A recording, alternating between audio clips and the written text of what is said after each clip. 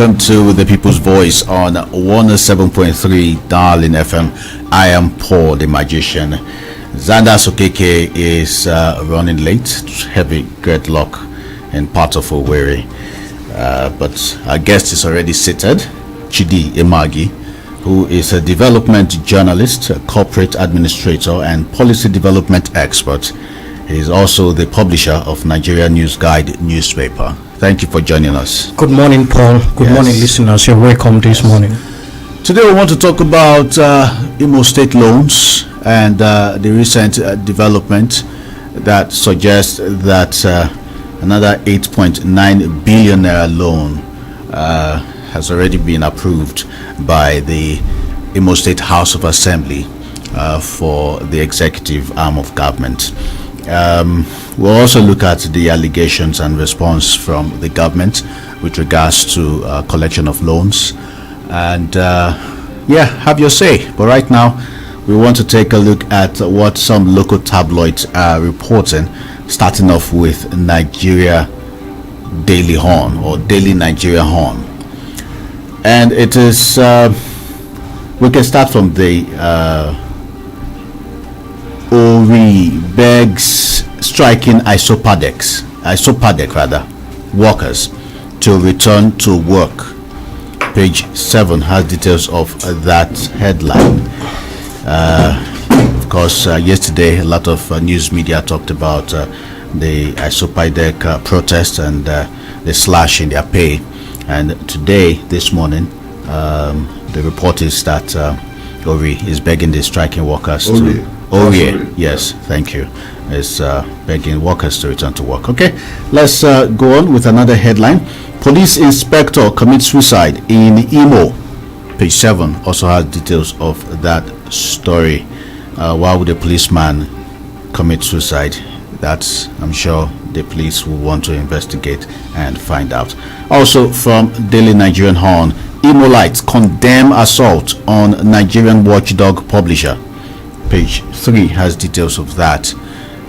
I would like to make some few comments as per that very story about brutalization of the watchdog publisher. You see, I am always on the path of justice and truth. If you must say something, say it the way it is, and not what people say, what people think, and the people who talk out of sentiment and what have you. I want to very unequivocally condemn the act by the contractor or his bosses. I mean, the contractor handling the project that Port Harcourt Road. They said he's a younger brother to the governor of Imo State, His Excellency Senator Hope Uzodimma. His name is Mr. Uche Uzodimma. I must say it very clearly that he was wrong. His bosses were, and the policemen, if actually they had their hands in the beating of that young man, they were all wrong. Well, for the benefit of one who may just be hearing about this and don't know exactly what happened, if you can give us a summary of what happened to the publisher of Watchdog newspaper. What happened was that he was going to National Identity Management Commission office. But I wonder why he has not gotten his name up till now as a newspaper publisher. I got my name many months, years ago, and for someone who is well informed to start going for his name at this stage, it was wrong. But that is his right. He might decide not to do it as well. But he did that. He had gotten the form, and they said he should go to OCD office. That's where they do data capturing. So he got to that place from the reports, which I knew he authorized before it was released to the public. They said he was driving to OCD office where he was to do data capturing with one of the staff of the NIMC. So they saw there was no road. They saw a particular road that was, they used ribbon, say closed, work on progress. And he decided to enter that road so that it could be very easier for him because it was getting late and he needed that name. Because they said after the data capturing, he could get his number pending the confirmation and what have you. So he entered that road. So when they confronted him, there was an altercation. Of course, you know that is very possible. And something altercation ensued, problem started, and from this, he didn't enter, he obeyed, but they now started yabbing his vehicle, and no, he entered. No, from the reports we got on paper that he did it, and that's yesterday's paper, that he had to park on the other side of the road, and now they started throwing yabs at him, calling his car rickety and all of that. Whichever way, but I learned he entered and he was asked to go back. At some point he stopped and wanted to cross or something like that. Altercation ensued. So that was something led to something, and something happened at the end of the day. He was wrong. He was completely wrong. If you see work in progress, road closed, please obey it. And let me use this opportunity to tell Imolais don't they don't obey traffic laws. They don't obey road signs at all. Yeah. The other day I was on this bank road. I was trying to, the road was very as free as anything, but I saw the traffic light red. I stopped. 201 truck started blowing the horn and asking me to leave the road. He was ready to hit me because I stopped waiting for the traffic to come to green so that I could pass. That was other vehicle road users, they were crossing as if there's no law. Is a problem here. We must condemn that, and people of this, especially residents of Owerri, should know. Even those on the road, they throw all sorts of rubbish from moving vehicles, including educated minds. It is, to me, the worst of irresponsibility, civil irresponsibility. I don't like that. But two wrongs cannot make a right. It's very wrong for them to have started yapping him, saying all sorts of nonsense against him, and in the end it resulted in inflicting bodily injuries on the young man. Very wrong. We must condemn that. So I am telling, that's not, I must tell you, that very contractor I am telling you very clearly that this is not the first time he's doing that thing. There was a lawyer here in Owerri who was brutalized by this same gang. There was a petroleum dealer who was brutalized along that same road in this Owerri. And we are asking what has become of this very contractor lately. We have seen contractors in this state. They construct roads, they maintain road, they rehabilitate road, but not if you see someone who on his own decided to disobey the law, what you do is he has policemen attached to him. Your policemen was otherwise kidnappers and some of these people, wicked minds, they will go ahead and do something funny. So use those policemen, get the person arrested, take him to the police station for the laws of the land to take it, full wrath on the person who has committed or who has disobeyed that very law. Right. I think I am against resorting to self-help and trying to brutalize somebody who you viewed must have disobeyed the law. All right. Some youths are already demanding for unreserved apology from the contractor Uche Uzodimma. No, he should foot the bills at the hospital. Yeah, that's what it should be. He should foot the bills. And if the vehicle of the young man was somehow touched, he should also fix the vehicle. Then tender unreserved apology to him. Then the young man should also come out and tell us, tender apology to Imo citizens that he did what was wrong, because no matter how it was your personal issue that you don't have me, it's not my business. Okay, all right. Now onto the headline that we just would be taking extensive look at is the 8.9 billion loan. The way Nigeria Daily Horn reports, it says 8.9 billion loan. Imo PDP bombs Uzodimma, accuses governor of borrowing over 64 billion naira since January 15, 2020. We're going to take a look at that extensively, but let's quickly consider one more local tabloid. This is more of a national one. Okay, that's fine. Daily Sun. It says fuel price hike, Labour talks tough, accuses government of pushing workers to the wall. I don't know if talking tough will solve this issue. Yesterday we were told that in the international community, if crude oil price goes up, the price of pump price of fuel will definitely go up. So because of cost of production. But then there's another matter that may lead to scarcity. It's one thing to have it and it's expensive. It's another thing for the petrol to be scarce. Depot managers, owners, oil marketers are saying that they cannot even access the product because NNPC came up with a new policy which gives preference to those who want to load 200 trucks and above. And if you are loading 5 or 10 or number 1 or 2, you have to stay on a queue for a very long time. Just like the policy in Ghana, where you are asked to have at least $1 million worth of business, or $1 million cash in bank before you could be assigned any business premises in Ghana. And that's the situation. If you don't have 1 million, and you know how much $1 million is in naira, that's the situation. They said if you go there, it's just like this NIMC. We have it on good authority. It was the editorial of Nigerian News Guide this week, Monday, that they collect all manner of grabs to give people a national identity number. Yes, if you want it in 2 days or 3 days, you pay 15,000 naira. Imagine if you want it in 2 weeks, you pay 10,000 naira. If you want it in 2 months or 1 month, you pay 3,000 naira.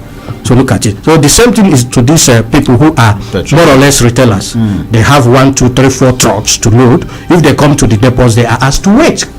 Sometimes they wait till eternity. You know, if you have paid the owner of the trucks, because most of them do not own the trucks that lift these products either from Lagos, either from whatever, Aba, and the rest of them. They don't own these trucks. When you pay them to go and bring products for you, and they come back without it, you must pay. You must pay them upon return. That is just the truth. So because of that, there's a kind of artificial scarcity of these very products. They went to disrupt NNPC operation yesterday. Yes, they should. That's the situation. So these people are not giving preference to those who are buying in bulk.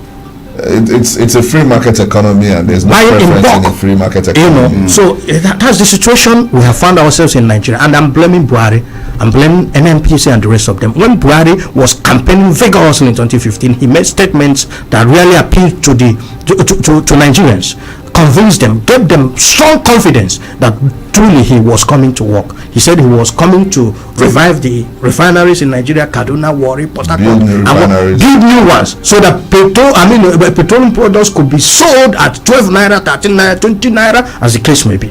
But look at 6-7 years down the line, we have not seen anything. And a minister was irresponsible enough to open his mouth wide to tell us that we should expect petroleum.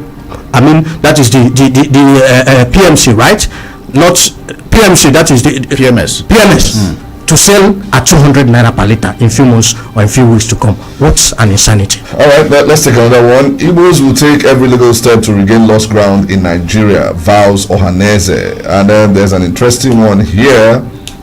Senate endorses ranching, urges governors to adopt FG's plan. And the writer here says advises Buhari to seek foreign support. I think that will go a long way to foreign support to do what? To do ranching. Well, private people's business. I think they've earmarked 100 billion. Yes, I know. I'm aware, Paul. You see that the northern states who agreed for this rural business are going to share. That is why we are destroying Nigeria. That's why we're not going anywhere. That is why we are where we are, crying, hustling, smiling at the same time, and nobody's talking. I weep for this country. I'm so disappointed with the government and the leadership of Muhammadu Buhari. People who are doing that, and the oil we have here in the south, some other mineral resources we have here in the south are federal government properties. They decide what happens, and they give us 13%. What is happening in this day today is because they slash the salaries. Under the laws establishing Isopadek, Imo State Oil Producing Areas Development, said deduction should be made from that very 13% derivation from the federation account given to Isopadek, and those workers must be paid so amount. And majority of those workers come from these oil producing communities and local governments. And now you are telling them you are slashing it. Does it mean that the 13% is not coming in full again?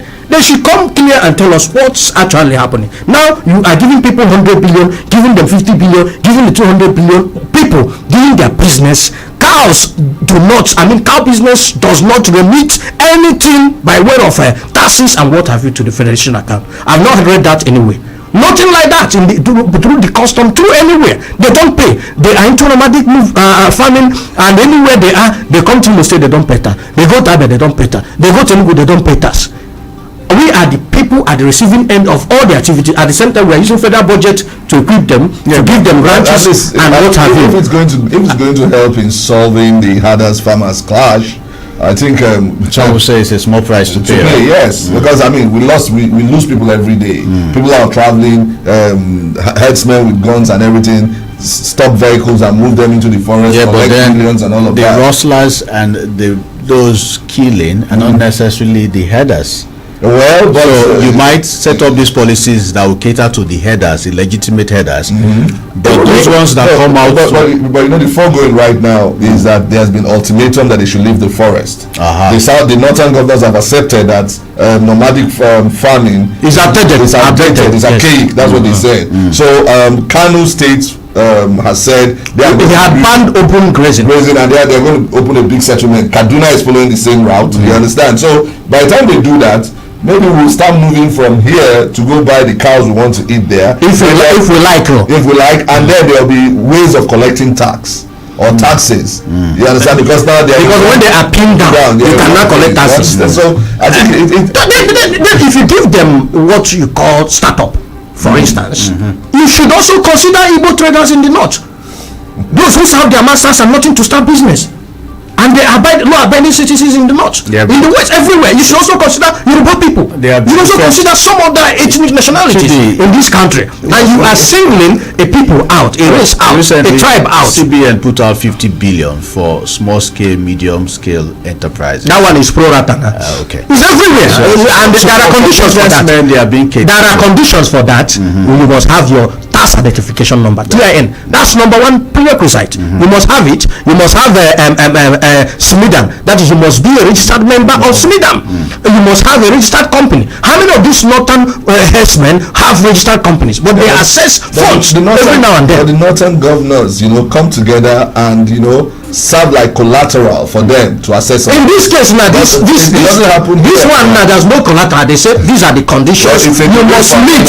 Let's are you getting me? Yeah. Okay. So we're going to take some commercials. Our focus really is on the need to have another 8.9 billion naira loan, which the executive is requesting, and I think they've gotten approval from the Imo State House of Assembly.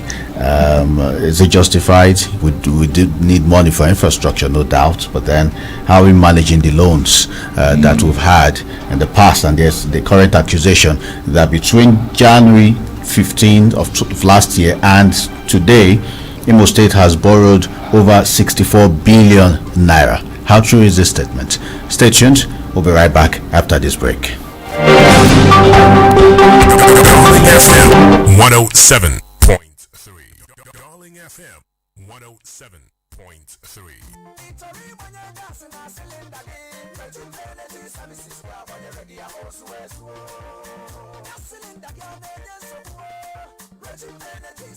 Nne, nke ị na-ebugharị silinda iburu gbada. Maazị Ibe, ike agwụla m o.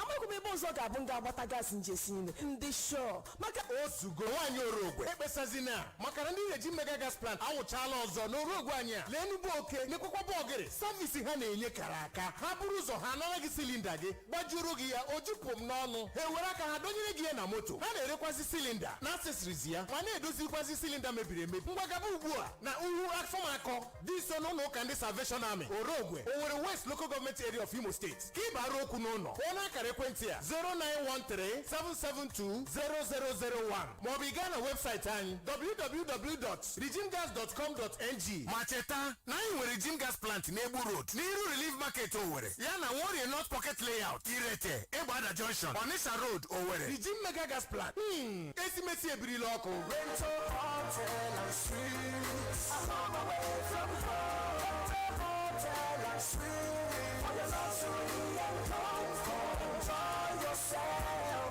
with good hospitality Mr. Charles, how was your night? I slept like a newborn baby. It's so awesome. Your comfort is my priority. Thanks, Mike. Think of home. Think of Rental Hotel and Suites. Rental Hotel and Suite is a world-class hotel aiming at redefining the hospitality perception. Crystally clean with exceptional services of international standard. You can get exclusive rooms of different types, world-class swimming pool, gym, ample parking slots, laundry services, internet services, conference hall, African and intercontinental dishes. And at Rental Hotel, you can get complimentary breakfast. We also have executive bar, cool bar, and we offer airport transfer. Visit Rental Hotel and Suite at Rental Roundabout, former 4040 Roundabout, New Owerri, or call 0704-984-5794. Rental Hotel and Suite, a place to be. Good morning, everyone. Charles Dale Memorial International School is a fully integrated boarding school admitting students both nationally and internationally. It has a standard living, learning, and recreational facilities to foster a vibrant life for the student. Committed to help every child actualize their dreams by providing an all-round qualitative education, offering a broad and balanced curriculum which is essentially an integration of the Nigerian, British, and Canadian curricula. The school currently has partnership with foreign universities in Germany, Canada, UK, and the USA. Visit our website at www.charlesdaleschool.com or call 0814-130-9816. Purchase your form now from Emerald School, 14 Chief Conlev, Anoku Street, Transebu, Owerri.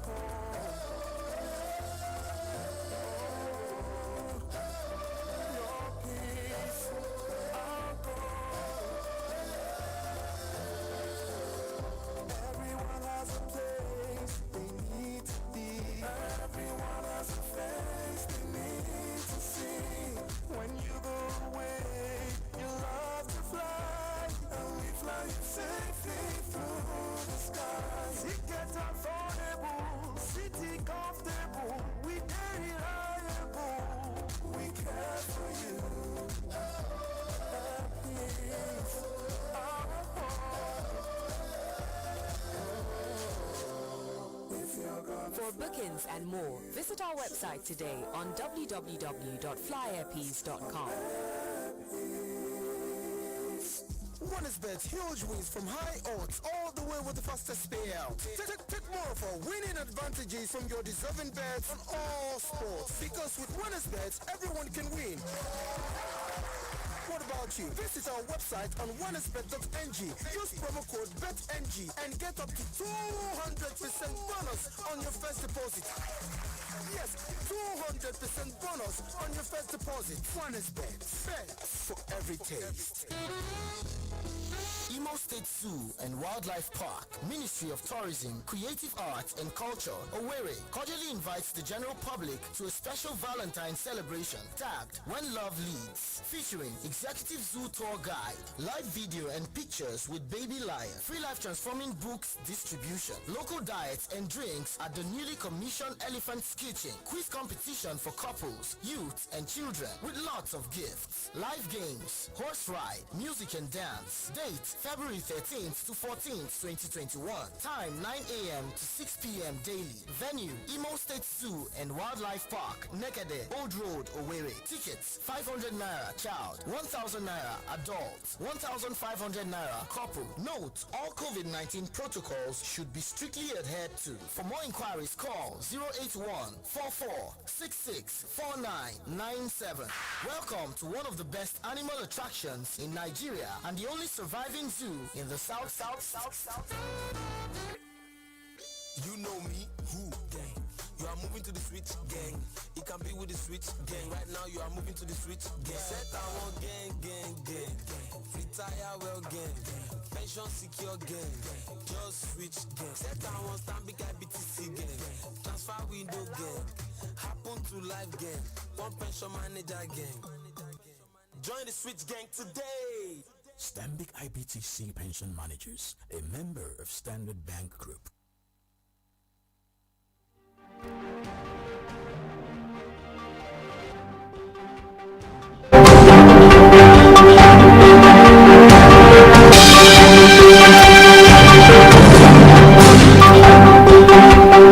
Yes, stay tuned to 107.3 Darling FM, 26 minutes past 9. Our guest is Chidi Magi. And right now we want to take a look at the need for Imo State government to borrow more money. All right, and if there's any truth to this allegation that between January of last year and January of this year, Imo State has borrowed over 64 billion naira, then it calls for concern. I did call some government officials to substantiate this claim. Specifically, I tried to reach Honorable Oyibo Waneri, that's the special advisor on legislative matters to Governor Hope Uzodimma, to see if we can get some factual information, but she is yet to return either my call or text. We also tried to reach the spokesperson for the Imo State House of Assembly to at least learn a thing or two about what the Imo State government wants to do with the 8.9 billion naira loan they are requested for, and which the State House of Assembly has granted. Let's establish your thoughts. Yes, thank you very much, and I think Imolites are listening and know what to do at any given time. I am not against government taking loan, but the situation, economic situation of Nigeria has come to crisis peak. You heard the federal government the other time talking about selling federal properties, assets to fund budget. Very ridiculous, very unimaginable, very unthinkable. And we are living in a place acclaimed all over the world as the giant of Africa, the biggest economy this, biggest economy that.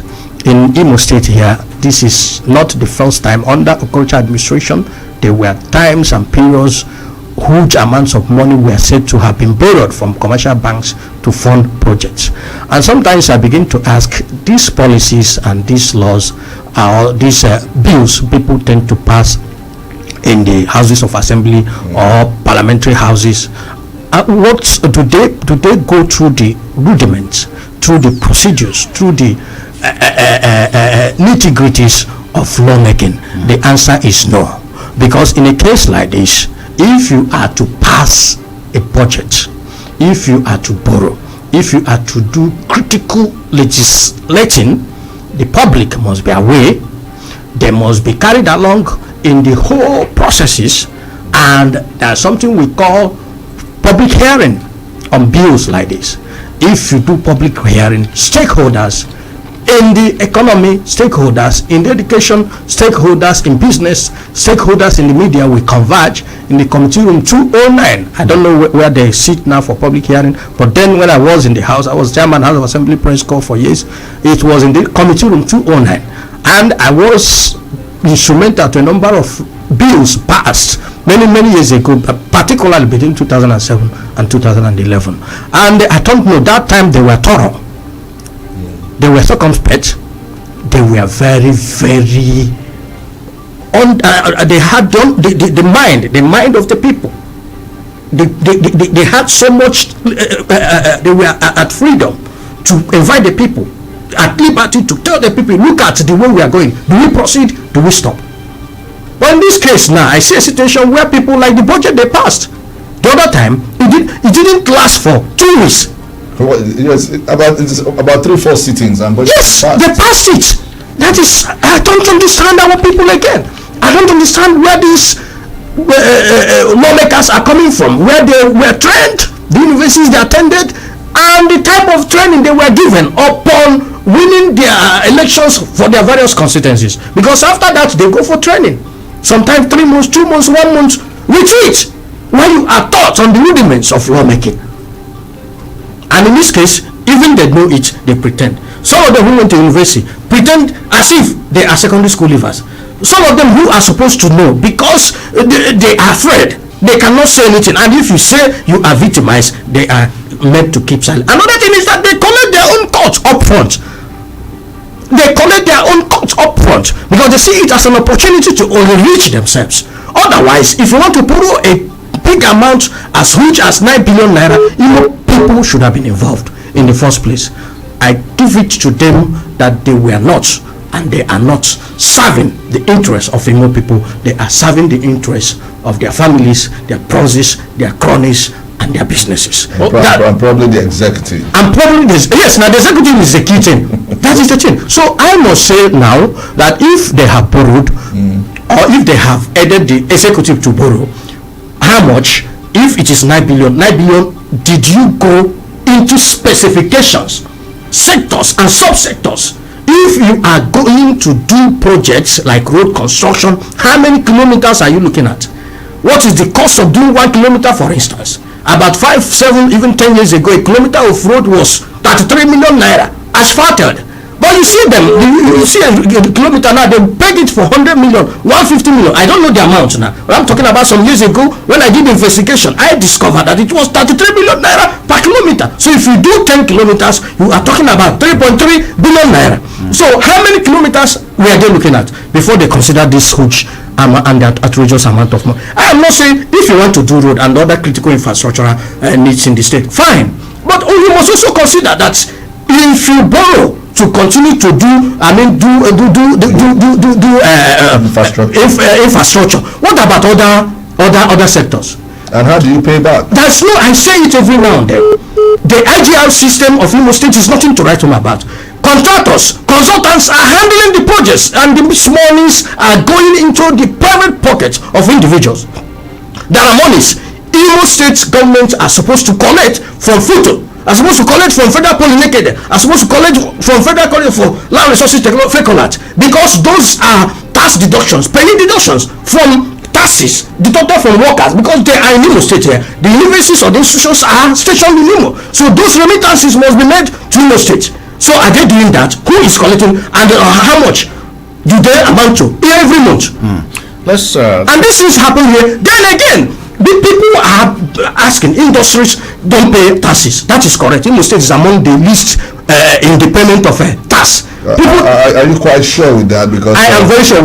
Consultants are always going around. They collect peanuts.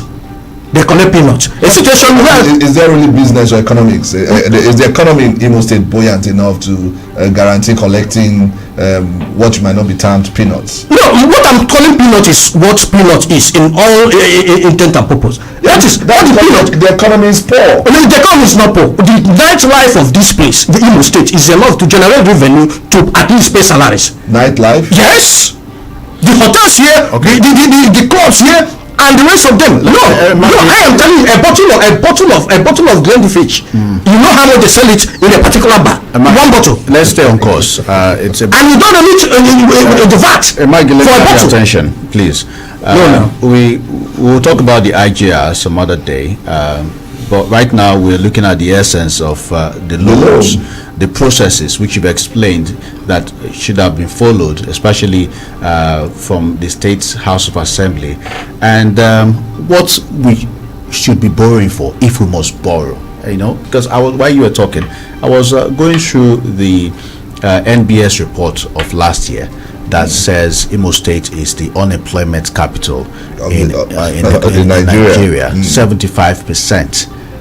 Unemployment or underemployment. It's either you have a job and they are underpaying you, or you don't have at all. 75% of the employable citizens fall into this category, which is quite worrisome. Now we see the need to borrow because nationally, globally, there is no money. The question is, over the years, and as of my last count, Imo State is owing over 200 billion naira. And we are borrowing more.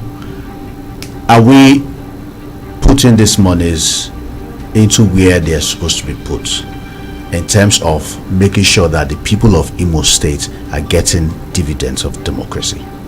Now, if you borrow to do only infrastructure, I am against that. If you borrow to fund personnel costs, I am against it. But if you borrow to do production and some economic activities, I will support it, not neglecting the infrastructural needs of the people. These are the things you should marry together.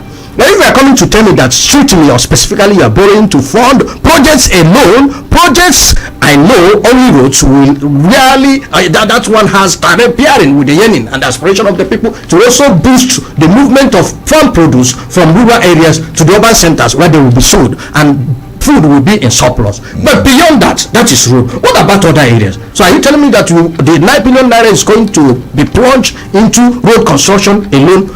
I don't think so. So what I'm saying is this: there is no industry here owned by the state government. The motion industry is not functioning. There are other palms is owned by the state government. Yes, that's the only one. That's the only one. Other palm is producing oil. Yes. Yes, I'm talking about industry that produce what we use, finished products like shoe, like rice, like sandals, like wristwatch. None is here. We can even begin now to think, if we do not have the structure to do some of this production, we can go into human resource development and now export to other countries. If we say we want to invest in School of Nursing, for instance, and we want to generate 1,000 nurses every session and export to US, Canada, Australia, and the rest of them, that will give us a lot of money. But we're not thinking in that direction. What we are borrowing now is to fund only road construction and road projects. But let's even understand the necessity for borrowing this 9 billion. It is not out there. Yes. We did not hear any debate at the State House of Assembly. There was no debate. It's a dead house.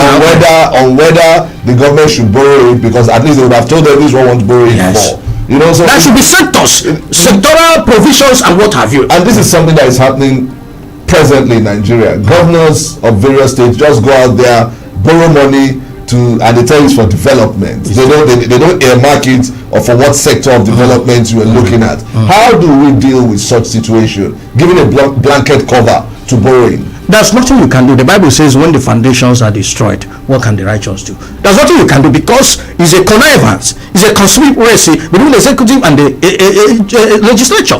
Because if the legislature doesn't want it in the first instance, they'll kick against it. If the executive insists, they'll give them conditions. Look, the public must be aware. Number one. Number two, you must be responsible fiscally in this regard.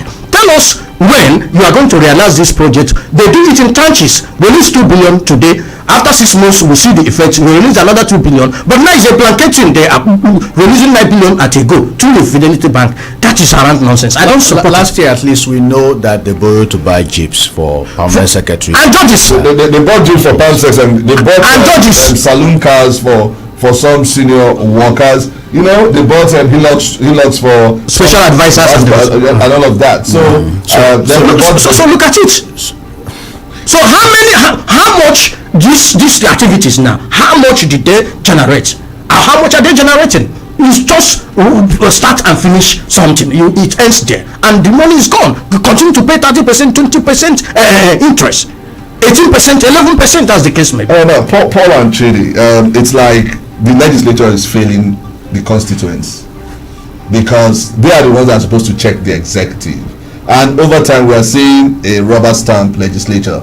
Everything that comes from governors or even the present leadership in the country, it is almost rubber stamp. They say they don't want to quarrel with them. They want to align with them for development, and all of this is happening.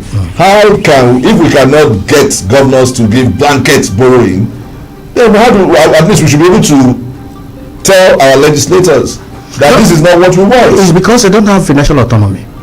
If they have well-defined financial structure where they will get their resources without the approval of the governor, let's say from the office of Accountant General directly, some of these things will pick up. Even there are some of them who are naturally dundies, who are naturally sycophants, but at least with the structure in place, they will change minds. They will understand that, look, whether we leak the executive ass or not, we must get our pay. So the best thing is for us to do the right thing. But because the financial autonomy is not there, they beg. The approvals are made by the governor before monies are released to them. It's a problem. They also voted against it when it was. Because they are under the slavery. The slave chain of the executive. They don't want to be liberated. The money that comes from the executive is more than the money that you get statutorily. You would rather want to swing to the side of the government. Yeah, that is the thing. But in some cases, see, David Mark didn't dance to the tune of the president when he was Senate president completely. You see, was it Saraki? He stood his ground and said, this must go this way. Okay, look at these ambassadors, Buratai and Co. Yeah. They are not going to be screened. But Senate approved of their sack the other time.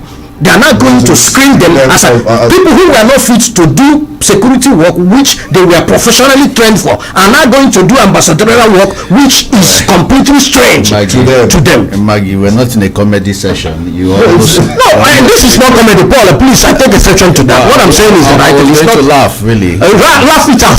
All right. let's allow callers join us at this moment. Call 0815-050-1073. Keep it civil, please. And then turn down the volume. Good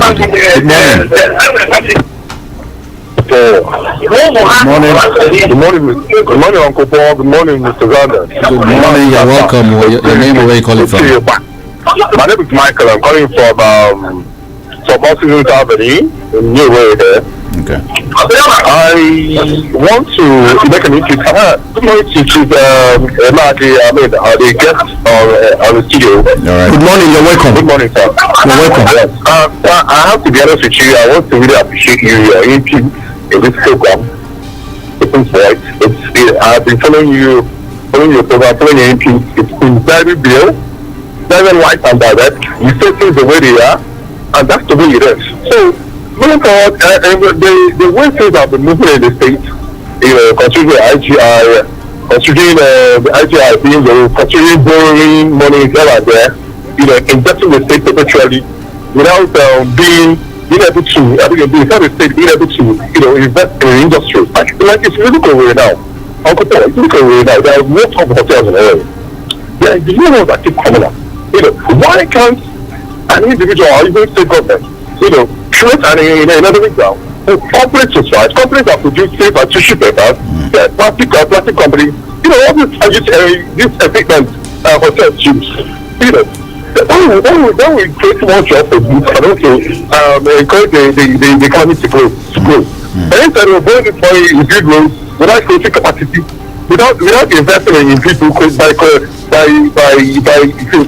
establishing companies, to create jobs for people. But for me, I don't subscribe to borrowing money, continuous borrowing money without having a payment plan, establish that a certain way, of servicing those Thank you, Michael. So that is my take. Thank you so much. Thank you. Okay, while Michael was talking, I saw a call from Chief Fide coming in, but was not fast enough to take that call. Okay, let's take another call. Hello, good morning. God bless you, Paul the Magician. God bless you. God bless you, Zandas the Keeper. Good morning. God bless you, Okeke. You're welcome, sir. Good morning. You're welcome too. Let me say that Olobo, born as a cat chief. Chief of Olobo quoted, call it dead worldwide. I fire now. My concern is the House of Assembly members in Imo State. Since I was born, I've never seen this kind of House Assembly. And they are not praying to have it again in Imo State. The problem we have in Nigeria now, from the National Assembly, they are talking, very few of them talk for the welfare of the masses. Very few. They are now talking, if we talk of loan, what is our share? Investigate it. I don't talk rubbish. What can we get from it, sir, if we approve it? Otherwise, I don't see how we cannot get it. A member of the House Assembly cry for the most guilty of Imo under the watch of this government. In the name of borrowing. See the man they say that borrow, this they come on board, because it's 40 billion. What a government. And with that not, what is the reaction of this? What will be the side effect of this to Imo people? Who will pay this money, this loan, if Open Government goes away? These are the things we are talking about. So when we cry and ask Imo youth, where are you? If you have House Assembly members in your constituencies, what are they doing? All right, sir. It's It's unfortunate. I'm not happy about it. God bless you. God bless you. Right. Thank you very much. Okay. Hello. I have to quickly take this one. Honorable. Good morning. Good morning, Zandas, and good morning, Emma. Good morning, Mr. Chairman.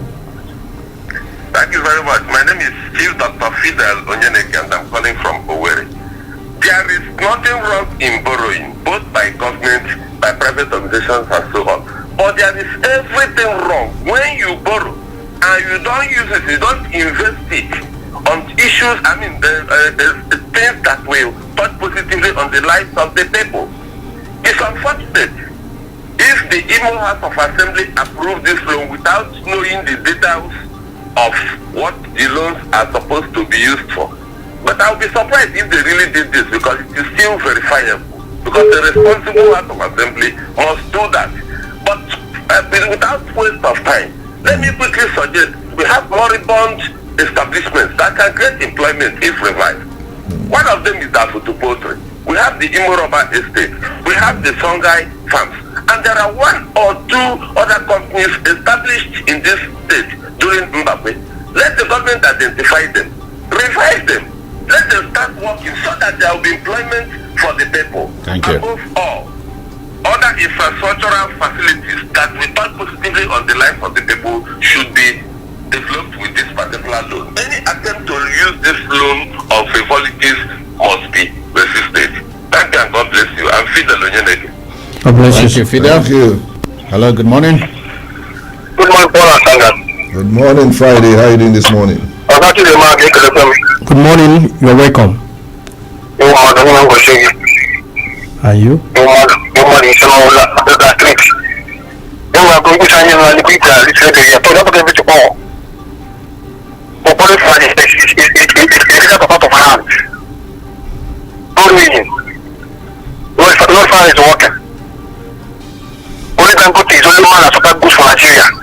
For something. What for going aspects? I'm a cheap money for China. I see. How can we pay it? Yes, whatever Miller is the House of Assembly chairman. He said, anything we pay the money, God tell him he must do that. So what are we talking about? Let us continue borrowing. How can we pay the money? As I pay for debt refinery, every year I pay for debt refinery. Let them touch their salaries. I'm not the man. Let our senators and our government let them touch their salaries. Now it don't happen, it don't happen. These are the of hands. We will see accept this poverty will come more and more. Who is fully for this country? I don't mind. If I only come for a house and for a job, I don't understand. Thank you very much. All right, Friday. Thank you for keeping it civil today. All right.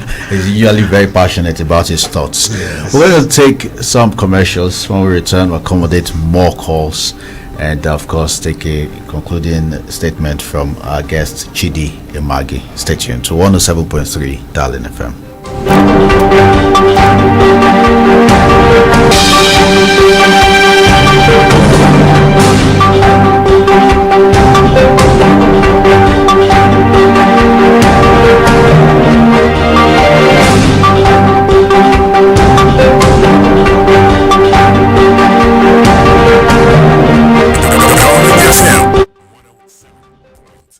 In accordance with the Nigeria Communications Commission, NCC's mandate to link every phone number to the user's national identification number, NIN, 9Mobile as your network of choice is making the exercise nice and easy. Simply dial *996#, verify and link your NIN. Better still, you can visit www.9mobile.com.ng/NIN to do the same. Remember, the stitching time saves all the 9Mobile benefits you've always enjoyed, so hurry now. Make your life better with BBC News Pidgin. To get better for this world, you suppose know wetin dey. Make better tori ginger you from your domot to the whole world. Because when you see every for the world, anything dey possible. Make your life better. Search for BBC News Pidgin.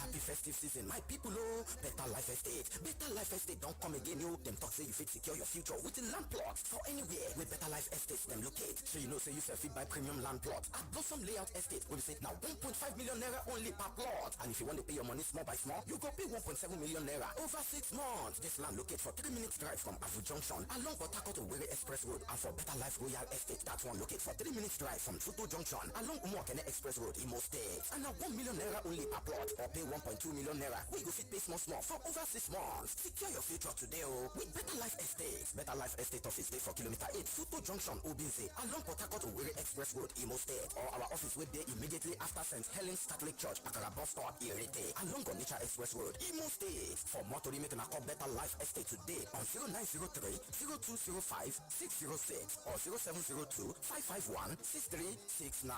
Better Life Estate. You self must become landlord. Stanbic IBTC gang. Okay, happen to life gang. Set I want your pension of Lagos. You know me, who gang? You are moving to the switch gang. It can be with the switch gang. Right now you are moving to the switch gang. This gang is the switch gang. Switch now, make you check out. Your passion go show, make I no lie. Cause I pick IBTC if you want try. Transfer with the show, so no door. How you go call no if you no try?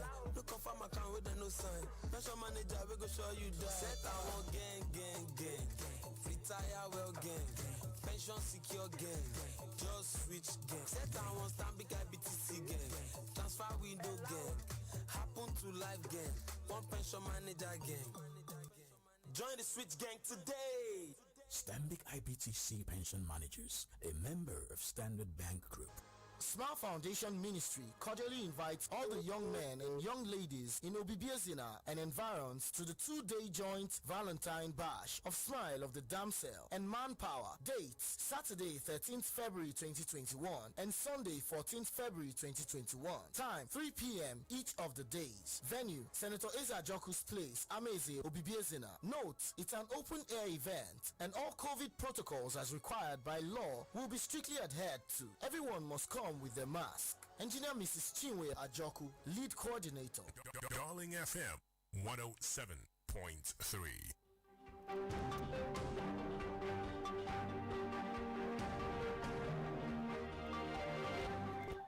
Hello, good morning. Hello. Good morning. Good morning, my grandbrother. Zandas, I'm the Chief Chidimari. Good morning. Welcome. Thank you. My name is Komedon Patek, and I come from my own town, Omokano Haji. Okay. Chidimari, I'm happy with your analysis. With your analysis, and I want to say that, like Chidimari said, there's nothing wrong in borrowing. But the problem is, what is the government doing with the money? So if they are borrowing, they should ensure that they make judicious use of the money. And the legislators should please aspects of how to guarantee accountability in governance. When you go to PRS, go to do some other frivolous expenses, it's not good. So the government should be held accountable so that they will not be misusing our commonwealth and cabinet money. Thank you. All right. Thank you very much. We'll take one more call and find out some comments on Facebook that are relevant to our discourse. Good morning. Good morning. Good morning. Yeah, my name is good morning. Good morning, my good friend and studio. My name, of course, is Chijo Rubaja that we usually come from two children in the state. Well, let me join my good friend, Dr. Philip Ojeleke, to say that there is nothing absolutely wrong with the government to borrow. But there is also everything wrong when such money is channeled into ventures that are different from the purpose it was meant for. And possibly, like was the case in some administrations, in the previous administrations in the past, where such money is ending up into private pockets. So it is in that direction that I condemn in all its entirety any effort by any government to borrow, especially when such funds will not be used for the purpose it was meant for. But I am sure that the prevailing situation in Imo State, where we have a range of problems, from workers, the payment of workers' salary, pensions, and things like that, development of critical infrastructure that will eventually grow the economy that is in recession now. I am sure, and to the best of my knowledge that the money will be effectively utilized. And come to think of it, when you come to Imo State, we have people we have so many intellectuals who are actually observing government activities on a daily basis. And I'm sure that when such money is not well utilized, they will talk, they will complain. And be that as it may, I see the government utilizing that fund effectively. Let me ask Imoline to pray for the government to succeed, so that at the end of the day, all our problems in the state would have become things of the past. Thank you very much, and God bless you. Thank you very much. All right. Well, let's quickly take one from Facebook. It's from Ijeze Nandi. He says, when you lend money to an unemployed man, how do you intend to get your money back? My fears has been, how will Imo State pay back these loans? Don't have don't have data to ask what the loans have been used for. Regards to your guests. Okay. Frank, would you look at it? A million question. Yeah. Frank Uju says, can he pay Imo workers and pensioners after borrowing the money? If yes, he should go ahead. I talked about Pesnecos. You don't borrow to do that. You know. And then if I Awumibe, I'm sorry if I didn't get it. Awumibe. Yeah, it says it's not a surprise. His president is borrowing for Nigeria. He's here borrowing for Imo State. And then Anthony is asking, what is he doing with all these monies he has borrowed? Okay, let's have your final thought. Having listened to the callers and, of course, some of these comments. Yes, the whole thing is boiling to a point. And what is that point? What do Imo people need? And in the right senses, what do you think, or what do you make of these comments, of these submissions of the people? I mean, the aggregation or the summation of these submissions and comments. It should be an issue of concern to the government. If the government is not listening, those who work with the government are listening right now, and they are feeling the pulse of the people. So what I'm saying is this: the House of Assembly, we are demanding, particularly from myself, Chidemagi, the publisher of News Guide, I am demanding they come clear to specifically tell them the Imo what this 9 billion naira so approved is meant for. They should be able to, one after the other, sector by sector, itemize, tell us how they arrived at the decision of approving 9 billion naira for this. If they don't do that, they have completely, I know they have failed before, but this one, they have failed back. That is my take on that. Then again, I am asking the state government to please, these roads that are being constructed, he suppose, some of these roads do not have a billboard.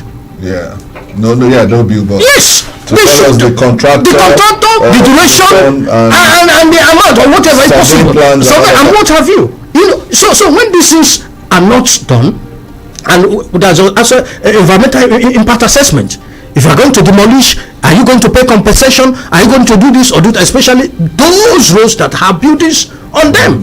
If you demolish them, because are you going to pay them? If these things are so maintenance, you can slow down, know the ones to do, prioritize, and now do something better for the people. Again, somebody talked about, in fact, Savite Loyeneke talked about industry. Let us get one.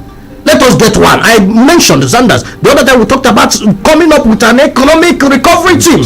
Post-COVID-19 economic recovery team. Post-COVID-19, and that's very apt this season. Yes, and nobody's talking about it. What you do is to ensure that there's that committee and do one thing to salvage one industry to employ people. From there, you get some more money to fund some projects. Thank you, and God bless you. Thank you very much. Thank you. Sir Chidi Emagi is a development journalist, a corporate administrator, and a policy development expert. He is the publisher of Nigeria News Guide newspaper. We appreciate your time. God bless you. Let's bring you the news now. Sit tight. Keep it locked on 107.3 Darling FM. I am Paul the Magician. And I'm Zandas Okeke Utiba. Good morning. Good morning.